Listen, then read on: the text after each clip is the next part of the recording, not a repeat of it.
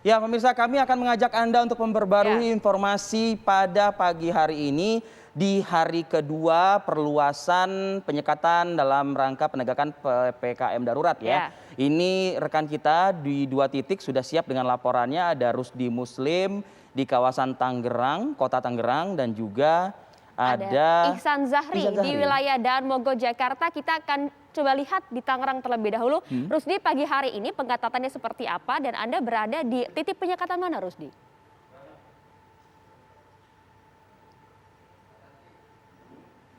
Tempatnya berada di Jalan Daan Mogot, Batu Ceper, Kota Tangerang, di mana di tempat titik saya mengabarkan merupakan satu di antara 2 penyekatan yang dilakukan oleh pemerintah Kota Tangerang. Di Kota Tangerang sendiri ada 2 penyekatan, yaitu yang pertama di daerah Jatiwung dan yang kedua di tempat saya mengabarkan di daerah Batu Ceper.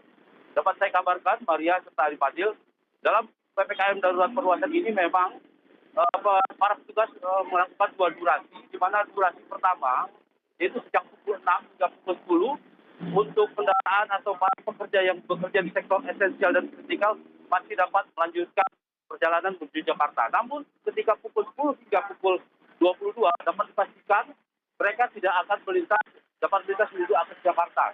Yang dapat melintas hanya kendaraan berupa ambulan, tenaga medis, serta urgensi. Urgensi itu termasuk yaitu para petugas keamanan.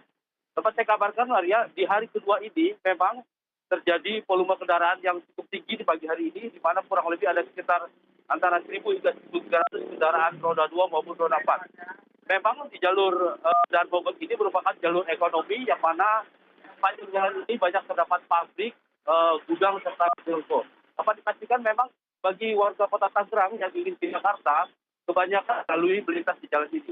Dapat saya kabarkan, Maria, dapat dilihat sendiri tempat saya bagaimana petugas melakukan pemeriksaan pada para pengendara yang ingin melanjutkan atau ingin menuju Jakarta, di mana mereka diperiksa apakah memiliki STRP atau surat tanda registrasi pekerjaan.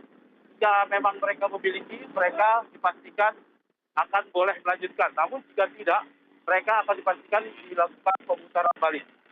Sejauh ini memang pemirsa dapat saya kabarkan, para pengendara ini melewati akses ini merupakan akses utama yang menuju Jakarta, di mana memang jalan Daan Mogot ini adalah jalan penghubung yang terdekat dan jalan yang cukup luas. Sejauh ini para petugas membuat 2 jalur, di mana jalur pertama merupakan jalur khusus kendaraan roda 2, sementara untuk jalur kedua merupakan jalur khusus kendaraan roda 4. Sejauh ini memang ada petugas TNI Polri yang terus melakukan pemeriksaan untuk memastikan bahwa mereka yang melintas itu memang merupakan para pekerja esensial dan kritikal. Namun begitu, nanti setelah pukul 10, mereka tidak lagi dapat melintas di Jalan Daan Mogot ini atau akses menuju Jakarta. Karena esensinya, para pekerja ini di atas jam 10 merupakan mereka sudah sampai di kantor. Dapat dipastikan, Doigus Maria dan Aripadil. Ya, Rusdi, bisa nggak kita mendengarkan ya apa sih yang ditanyakan oleh petugas di lapangan pada saat menghentikan kendaraan? Ya, gitu? yang diperiksa Betul, apa apa saja? sih yang diperiksa dan apakah mungkin ditanyakan juga bekerja di mana, PT-nya apa, bergerak di bidang apa, begitu. Ini untuk kita mengetahui esensial dan non esensialnya, begitu, Rusdi. Ya, pemirsa, dapat saya pastikan ini para petugas akan melakukan pemeriksaan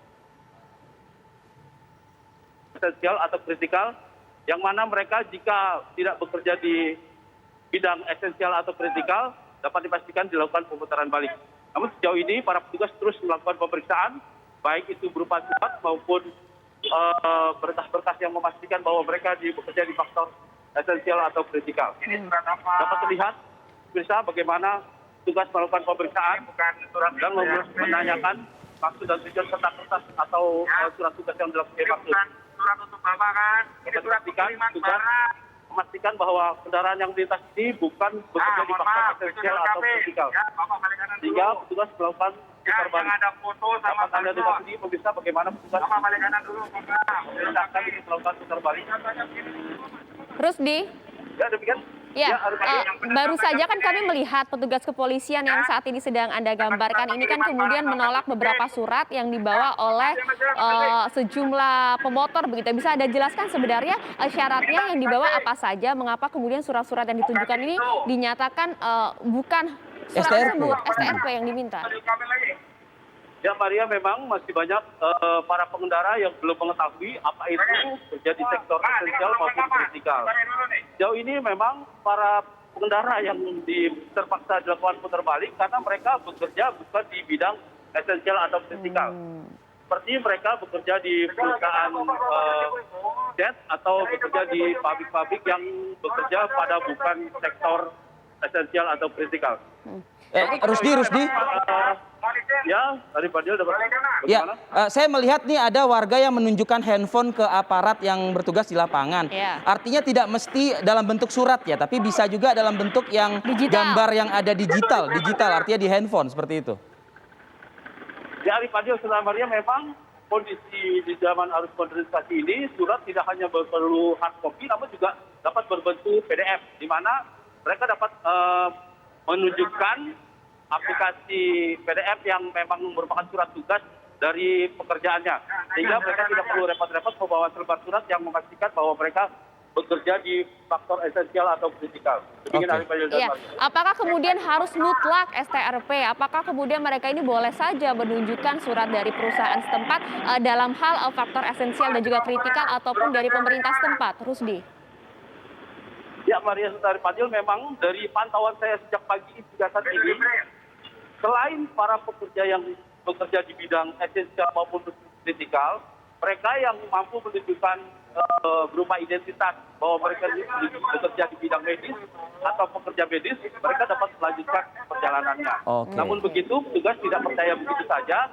Mereka memastikan bahwa mereka bekerja di perusahaan apa dan bekerja di mana. Demikian dari Pak Jodan. Baik, Rusdi Muslim, Anda ada di kawasan perbatasan antara Tangerang dengan DKI Jakarta. Nah, mereka yang melalui lokasi tersebut tentu akan bergerak menuju ke kawasan Jakarta Barat ya. Kita bergeser ke Ihsan Zahri yang berada di kawasan Daan Mogot. Ihsan, tadi Rusdi sudah menyaring atau melakukan penyekatan ya dengan petugas di sana. Bagaimana situasi kondisi di tempat Anda saat ini, dan tolong kami digambarkan posisi Anda ini menunjukkan jalur yang mengarah dari mana dan menuju kemana.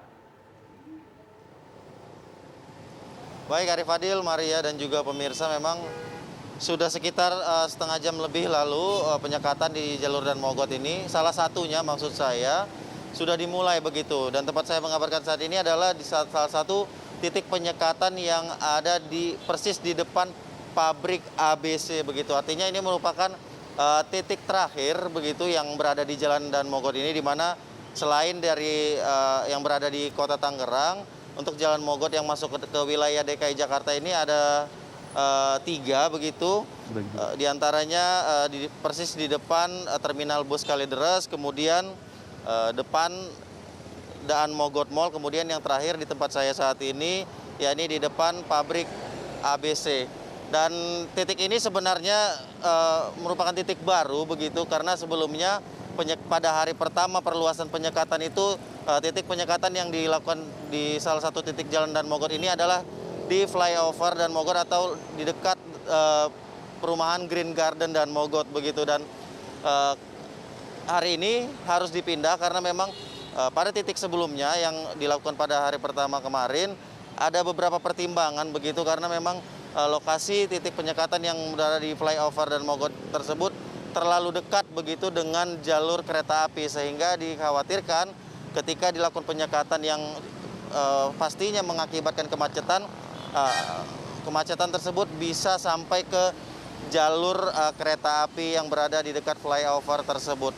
Dan saat ini kondisi terkini di titik penyekatan Daan Mogot depan pabrik ABC ini kami memantau tidak terlalu padat begitu, karena memang volume kendaraan saat ini terpantau normal. Dan untuk di titik ini ada skema tertentu begitu, di mana pada Jalan Daan Mogot ini dibagi menjadi 2 lajur, di mana lajur kiri itu digunakan khusus untuk kendaraan roda 2 atau sepeda motor, sementara di lajur kanan diperuntukkan untuk kendaraan roda 4. Dan tentunya memang akibat adanya skema ini tetap terjadi ketersendatan begitu, karena memang selain adanya skema 2 lajur ini, pada saat pintu mau masuk ke lajur tersebut harus dilakukan screening juga terlebih dahulu untuk memastikan pengendara yang melintas ini adalah masyarakat yang masuk ke dalam sektor kritikal dan juga esensial.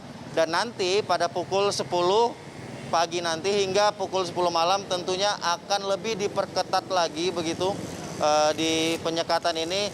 Dan karena pada pukul tersebut atau pada jadwal tersebut petugas harus memastikan masyarakat ataupun kendaraan yang boleh melintas tersebut adalah kendaraan milik tenaga kesehatan, dokter, TNI Polri, dan juga masyarakat dalam keadaan yang terdesak atau darurat. Iya. Kembali ke Anda. Iksan, di mana pos pemeriksaannya, Iksan? Saya tidak melihat ada petugas melakukan pemeriksaan layaknya tadi di kawasan Tangerang ya. Dan kalau tadi Anda mengatakan jalur yang kanan adalah roda 2, sebelah kiri roda 4, tapi saya melihat ada juga roda 2 yang berada di jalur sebelah kiri. Apakah memang ada pengalihan arus atau seperti apa sih, Ihsan? Boleh dijelaskan? Baik, Arif Fadil, Maria, dan juga pemirsa, titik yang menjadikan pos atau tempat petugas melakukan screening terhadap masyarakat atau pengendara yang melintas itu berada di ujung persis di pintu masuk lajur yang sudah disiapkan itu.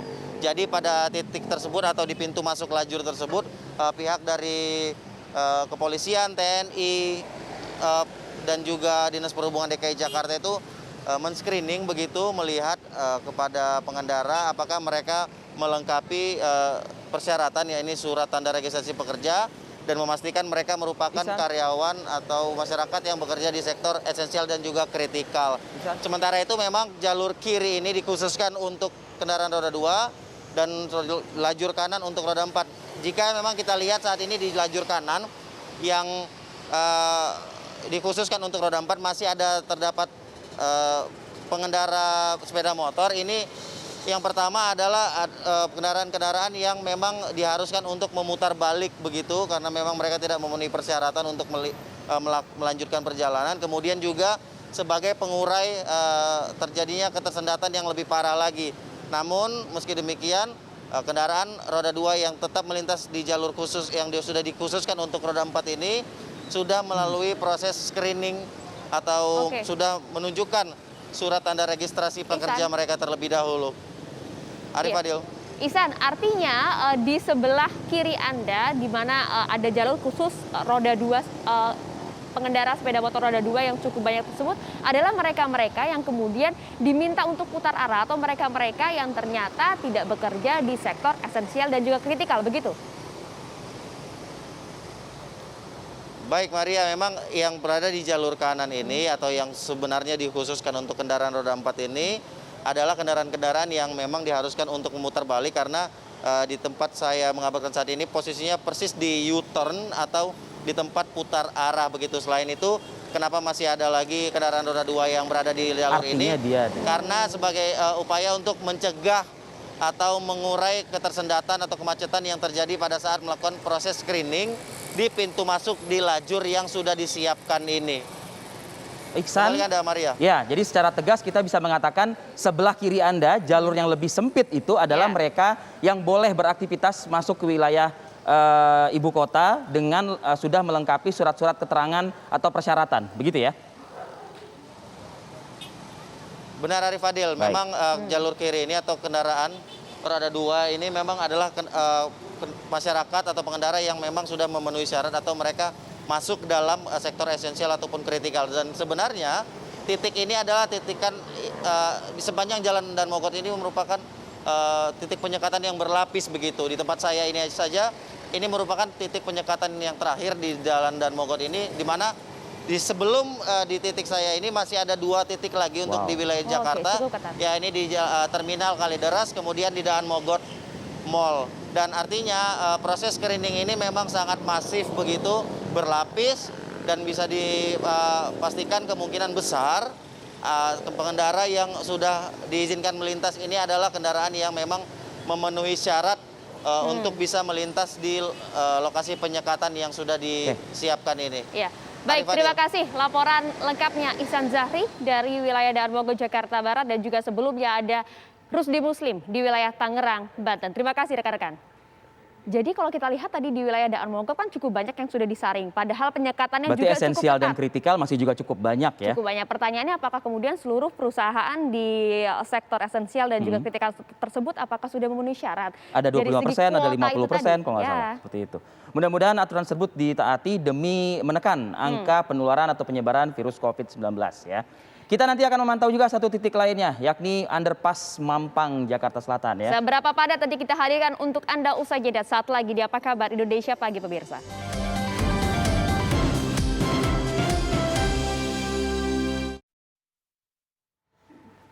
Iya pemirsa, kembali kita akan ajak Anda untuk melihat bagaimanakah suasana di Jumat pagi ini di beberapa titik penyekatan yang sudah diperluas. Kalau tadi kita sudah lihat di wilayah Tangerang, kemudian di Daan Mogot, Jakarta Barat. Saat ini kita ajak Anda menuju ke Jakarta Timur. Kita lihat ada titik penyekatan antara wilayah Jawa Barat yaitu Depok dengan DKI Jakarta. Sudah ada rekan kita, Fahada Indi di sana. Indi, silahkan.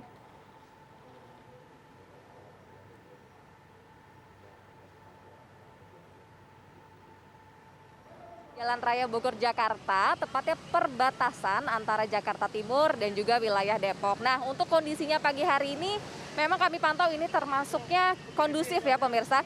Pemeriksaan STRP masih dilakukan tentunya, surat tanda registrasi pekerja, namun tidak ada kemacetan atau antrian yang cukup panjang. Ini antriannya hanya sekitar 10 hingga 20 meter saja ke belakang. Itu artinya kita bisa simpulkan bahwa memang pekerja yang melintasi kawasan ini sudah memahami dan juga sudah menaati aturan, yaitu mereka ini sudah sejak kemarin ini karena sudah kurang lebihnya 2 minggu diberlakukan ya, membawa yang namanya STRP. Kita juga tentunya tidak asing ya dengan surat tanda registrasi pegawai.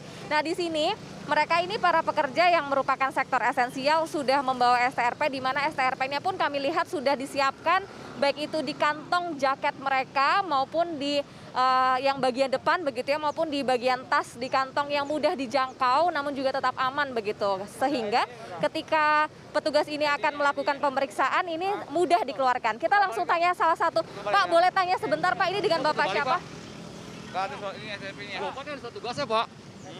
Ini ada satu tugasnya, kita ada vaksinnya Pak. Oke, ini ada pemeriksaan yang sedang dilakukan ya oleh petugas di sini, namun nampaknya harus diputar arah pemirsa karena yang dibawa hanyalah surat kerja, bukanlah STRP atau surat tanda registrasi pegawai. Pak, sudah membuat STRP belum Pak atau surat tanda registrasi pegawai? Di PPKM nggak ada. Dari kantor tidak membuat? Ini STRP Pak. Oke, ini petugas menunjukkan ya pemirsa yang namanya STRP atau surat tanda registrasi pegawai yang sebenarnya memang bisa dibuat di laman website online secara online begitu dari Pemprov DKI Jakarta.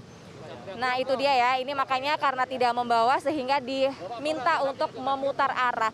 Nah kami juga memantau ini Maria, Arif dan juga pemirsa, selain yang tidak bisa menunjukkan STRP, yang diputar arah ini juga merupakan angkot ya atau angkutan kota, di mana yang unik ini kami melihat para pengguna angkutan kota ini cenderung untuk turun beberapa meter sebelum antrian pengecekan. Mereka berjalan kaki kurang lebihnya ini kalau kami hitung sekitar 500 meter ya ke titik pengecekan selanjutnya, sehingga meskipun angkutan kota yang mereka tumpangi ini diputar arah, namun mereka tetap bisa melintasi kawasan di Jalan Raya Bogor ini untuk menuju ke tujuan mereka. Nah, namun untuk yang di sini tentu pengecekan STRP ini dilakukan secara ketat ya pemirsa, karena pengecekannya ini masih akan dilakukan hingga nanti pada pukul 10 waktu Indonesia Barat. Nah, berdasarkan skema dari waktu penyekatan ini memang pukul 6 hingga pukul 10 ini petugas di sini tentu akan memastikan mengecek dengan ketat begitu ya yang namanya STRP, memastikan mereka yang lewat ini harus merupakan sektor esensial dan juga kritikal.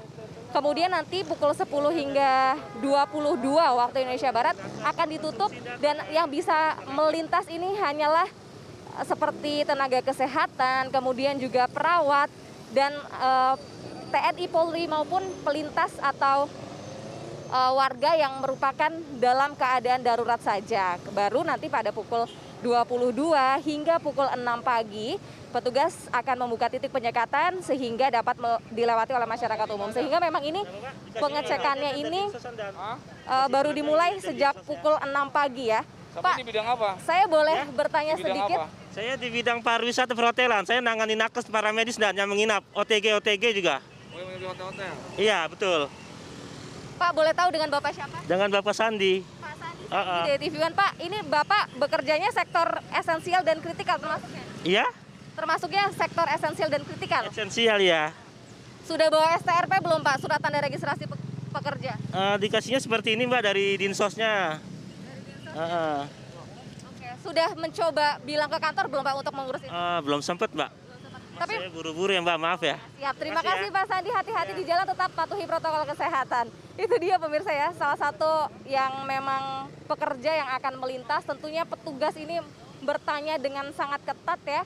STRP-nya betul-betul dicek, kalau misal hanya surat dari kantor dan juga kantornya ini bukan yang termasuk dalam sektor esensial maupun kritikal, tentu akan diputar arah, diminta untuk kembali dan tidak melintasi titik penyekatan ini. Nah, pos penyekatan yang sudah ada ini yang tentunya ada petugas-petugas gabungan dari TNI Polri, Dinas Perhubungan dan juga Satpol PP. Ini hingga hari ini per tanggal 15 Juli kemarin memang sudah ditambah, di mana ini awalnya kita tahu pada tanggal 3 Juli hari pertama PPKM darurat ini jumlahnya hanya sekitar 63 titik. Kemudian ditambah kembali menjadi 72, menjadi 75, kemudian sekarang menjadi 100 titik. Nah, ini di sini kami melihat memang ada petugas kepolisian yang kembali melakukan sosialisasi begitu ya kepada para pekerja atau pengendara yang belum mendapatkan giliran pengecekan untuk memastikan bahwa yang mereka bawa ini adalah SRTP atau surat tanda registrasi pekerja. Nah, Maria dan juga Arif Fadil, sementara itu yang bisa kami laporkan ini dari Jalan Raya Bogor, perbatasan Depok dan Jakarta Timur. Kembali ke Anda di studio. Ya, terima kasih laporan lengkap dan juga komprehensifnya dari Fada ini di wilayah Jakarta Timur. Terima kasih. Kalau dilihat tadi